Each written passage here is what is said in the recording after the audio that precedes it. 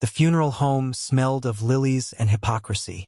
I stood at the back of the chapel, my black dress simple and modest, clutching a single white rose I had brought for him. Marcus, the man who had been my everything for 3 years, now lying in that polished mahogany casket surrounded by people who never really knew him.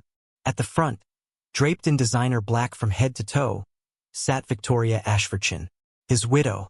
Her tears were perfectly timed, her sobs theatrical enough to draw sympathetic whispers from the crowd of Manhattan's elite. I recognized faces from the society pages, business moguls, politicians. They were all here for the spectacle, not for Marcus. I had debated coming at all. Marcus and I had kept our relationship private, hidden from this world of judgment and gossip. He had his reasons, he said. Complications. A marriage that existed only on paper, he promised. I believed him because when we were together, in our small corner of the world, everything felt real. My name is Sarah Chen. I'm 32 years old, and I work as a nurse at Mount Sinai Hospital. That's where I met Marcus 2 years ago when his mother was admitted for pneumonia.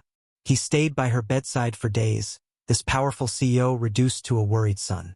We started talking during those long nights in the ICU waiting room. He bought me terrible vending machine coffee. I made him laugh when he looked like he might break. His mother recovered, but Marcus kept coming back. First with flowers as a thank you, then with dinner invitations, then with promises that grew into something I thought was love. The chapel was filling up. I should have stayed home, but I needed to say goodbye. I needed to see him one last time, even if it was like this. That's when Victoria spotted me. Her eyes, red-rimmed but sharp, locked onto mine across the rows of mourners. Recognition flashed across her face, followed by something dark and vengeful. She stood abruptly, her Louboutins clicking against the marble floor as she strode toward me. The room fell silent except for the soft organ music playing in the background. "You have some nerve showing up here," she hissed, her voice low but venomous enough for the nearby guests to hear. She stopped 3 feet from me, her perfectly manicured finger pointing at my face like a weapon. "I'm here to pay my respects," I said quietly, trying to keep my voice steady. "I'm sorry for your loss." "My loss?" She laughed, the sound bitter and sharp. "My loss? You're the whore who tried to steal my husband, and you dare talk about my loss?" Heads turned. Whispers erupted like wildfire through the chapel. I felt my face burning, my heart pounding against my ribs. This wasn't how I wanted this to go. I just wanted to say goodbye. "Mrs. Ashfordson," I started, but she cut me off. "Don't you dare speak to me." "Security." Her voice rose, echoing off the vaulted ceiling. "Remove this woman from the premises. She's the mistress. She has no right to be here." 2 security guards appeared almost instantly, clearly on high alert for any disturbance. The larger one, a man with kind eyes that seemed apologetic, approached me carefully. "Ma'am, I'm going to have to ask you to leave." I looked past Victoria, past the guards, to the casket where Marcus lay. I never got to say goodbye. Not really. The last time I saw him was 3 days before the heart attack, in our favorite coffee shop in Greenwich Village. He had been stressed about work, talking about making changes, about finally being honest about everything. He kissed me goodbye and promised we'd talk that weekend. The weekend never came. "Please," I whispered, my voice breaking. "I just want to say goodbye." "You want to say goodbye?" Victoria stepped closer, her face twisted with rage and grief. "He was my husband. Mine. For 20 years, he was mine. Whatever you think you had with him was a lie, a fantasy. He used you because he was bored, because men like him always need something young and fresh to make them feel alive. But when it mattered, he came home to me. He always came home to me." Her words hit like physical blows. I felt tears streaming down my face, hot and unstoppable. Maybe she was right. Maybe I had been foolish to believe in something that couldn't exist in the daylight. The guard's hand touched my elbow gently but firmly. "Ma'am, please." I let him guide me toward the door, my vision blurred with tears, my heart shattered into pieces. Behind me, I heard Victoria's voice, loud enough for everyone to hear. "And if any of you see this woman at the cemetery or the reception, she is not welcome." She is a home-wrecking mistress who has no place in my husband's death or his memory. The heavy doors closed behind me with a final, condemning thud. I sat in my car outside the funeral home for 20 minutes, unable to drive, unable to think. My hands shook on the steering wheel as sobs racked my body. The white rose I had brought lay crushed on the passenger seat, its petals already wilting. My phone buzzed incessantly. Text messages flooded in from numbers I didn't recognize. Someone had filmed Victoria's outburst and posted it online. The video was already going viral. Home-wrecking nurse exposed at CEO's funeral. Mistress crashes widow's grief. The comments were vicious. Strangers who knew nothing about me, about us, about the truth were calling me every name imaginable. My professional reputation, something I had worked a decade to build, was being destroyed in real time. I drove home to my small studio apartment in Queens, a world away from the Upper East Side where Marcus and Victoria lived, where Victoria still lived. The contrast had never felt more stark. My entire apartment could fit in their living room. That night I couldn't sleep. I kept replaying every conversation Marcus and I had ever had, searching for lies I might have missed. He said he loved me. He said Victoria knew their marriage was over, that they stayed together for appearances, for his business. He showed me text messages where she seemed cold and distant. He made plans with me for a future I thought we would share. Was it all a lie? The next morning I called in sick to work.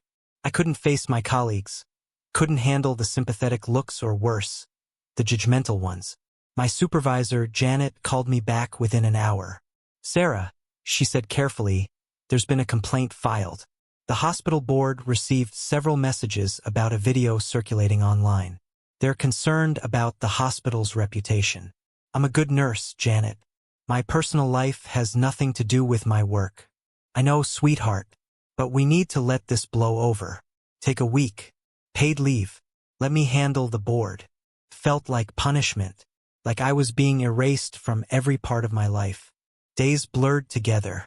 I avoided social media, ignored calls from reporters somehow got my number, and lived on delivery food because leaving my apartment meant risking recognition. The video had been viewed over 2 million times. Then, exactly 1 week after the funeral, I received a letter. Heavy cream paper, expensive. The return address was from Goldstein and Associates, Marcus's law firm. My hands trembled as I opened it. Inside was a formal notice requesting my presence at the reading of Marcus Ashfordshaw's will. The appointment was scheduled for the following Tuesday at 2 in the afternoon. At the bottom, handwritten in elegant script, was a note from the senior partner. Your attendance is not optional. Marcus made specific provisions that require your presence. I stared at those words until they blurred. Why would Marcus include me in his will? What could he possibly have left me except more pain? The law offices of Goldstein and Associates occupied the 42nd floor of a sleek building in Midtown. Floor-to-ceiling windows overlooked Central Park, a view that probably cost more per month than I made in a year. I arrived 15 minutes early, wearing my only professional suit, my hair pulled back, minimal makeup. I wanted to be invisible, but invisible was impossible when Victoria Ashfordsham was already there. She sat in the reception area like a queen on a throne, surrounded by 3 people I assumed were her attorneys. When I walked in, her eyes narrowed to slits. What is she doing here? Victoria demanded, standing abruptly. Her voice carried that same venom from the funeral. Gerald, why is this woman in this building? An older man with silver hair and kind eyes emerged from an inner office. Gerald Goldstein, I presumed. He looked exhausted, like he had been preparing for this confrontation. Mrs. Ashfordsham, as I explained on the phone, Miss Chen's presence is required by the terms of your late husband's will. She is a named beneficiary. Beneficiary? Victoria's laugh was shrill, hysterical. He left something to his mistress? This is insane. Gerald, you know as well as I do that this will can be contested. She manipulated him, probably forged documents, maybe even drugged him.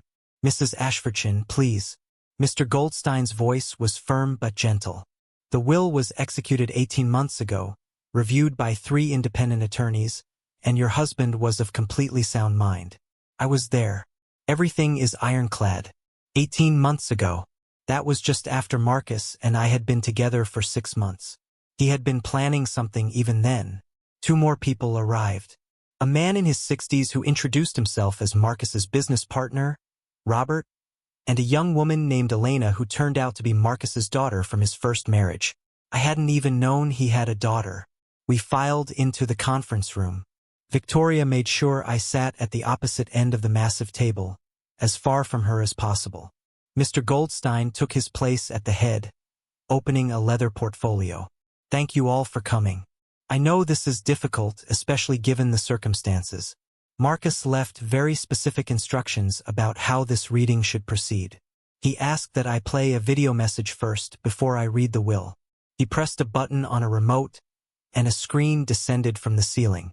The lights dimmed, and then Marcus appeared, sitting in what looked like this very office, wearing a blue shirt. I remembered. He looked tired but determined.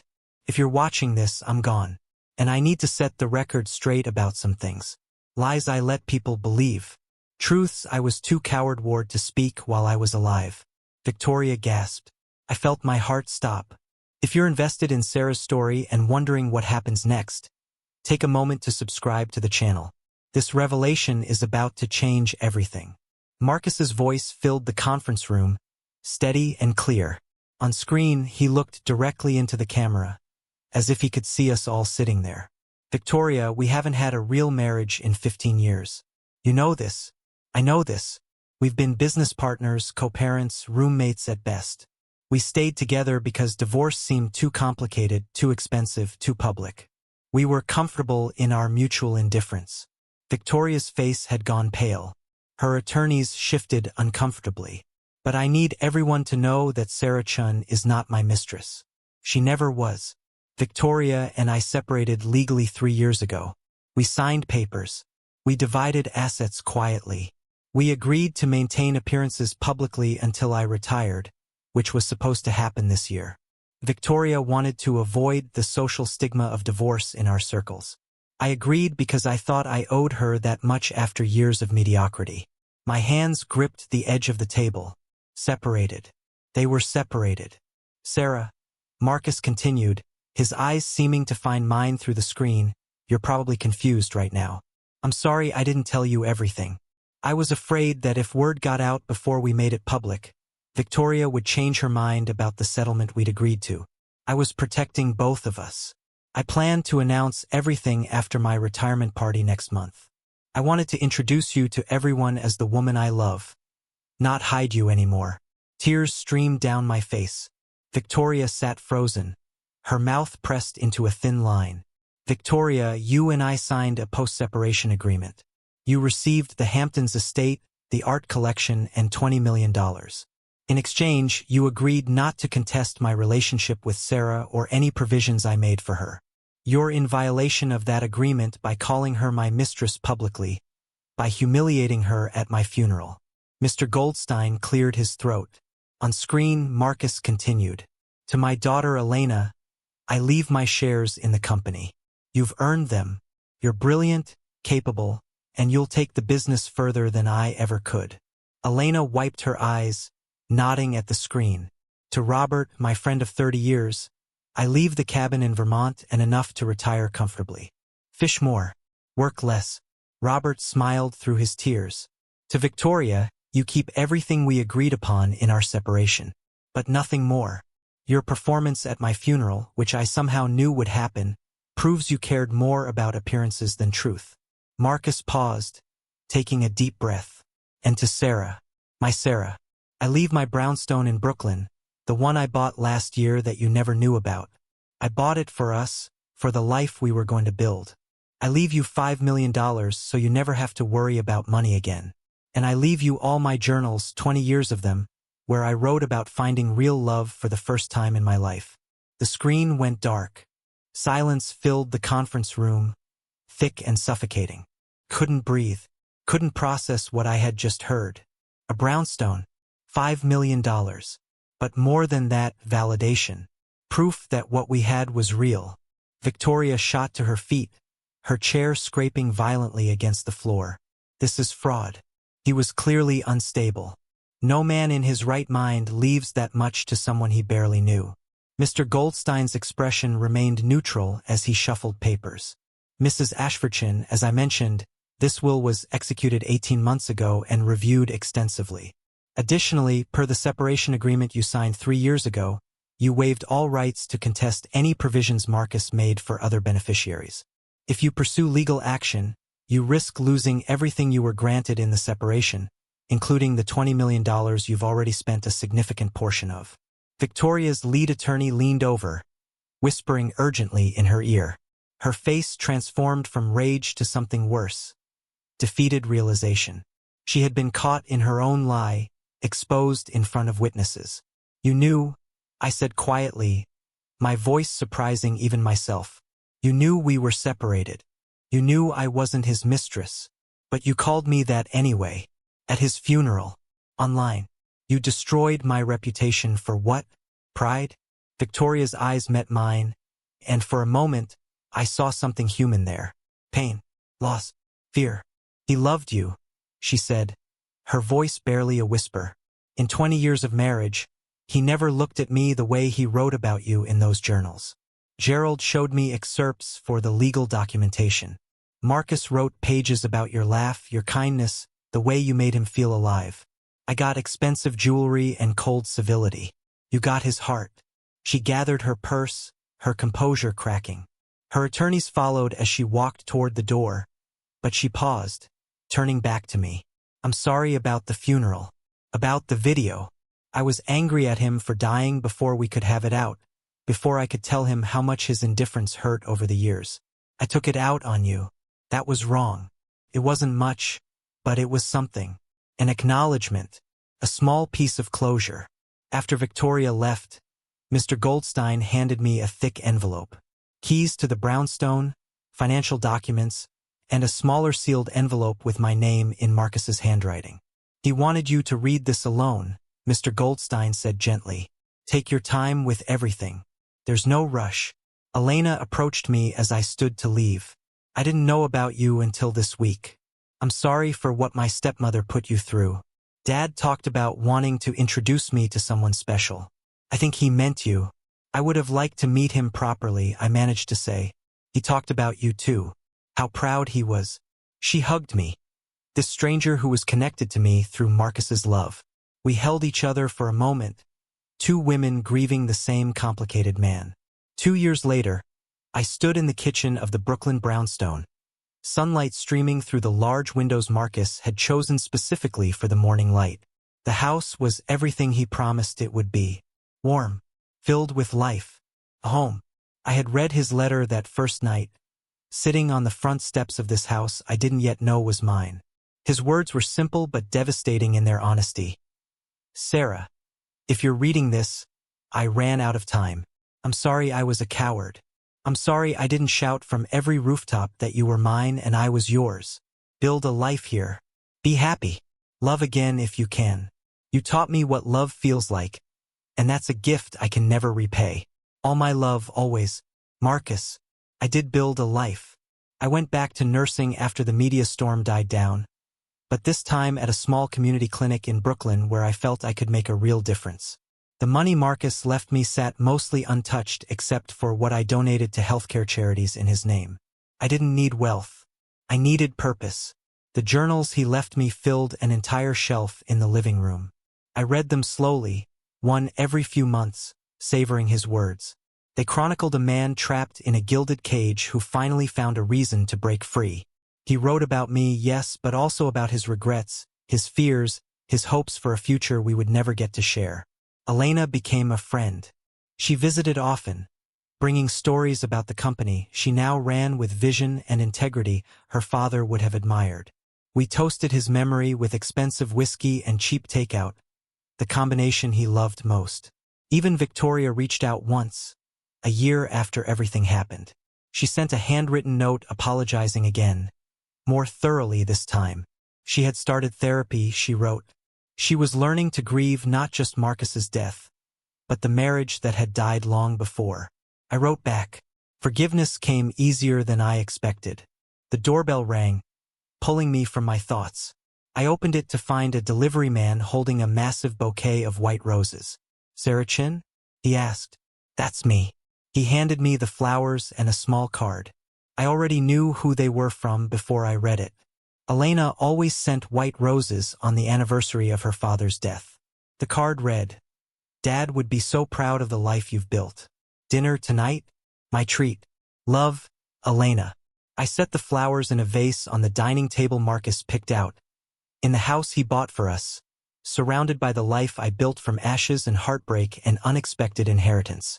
If this story touched you, I'd be grateful if you'd take a moment to like this video, leave a comment sharing your thoughts, and subscribe to the channel. Your support means everything, and I'd love to hear what stories you'd like me to tell next. Thank you for being here, for listening, and for believing in love that transcends even death.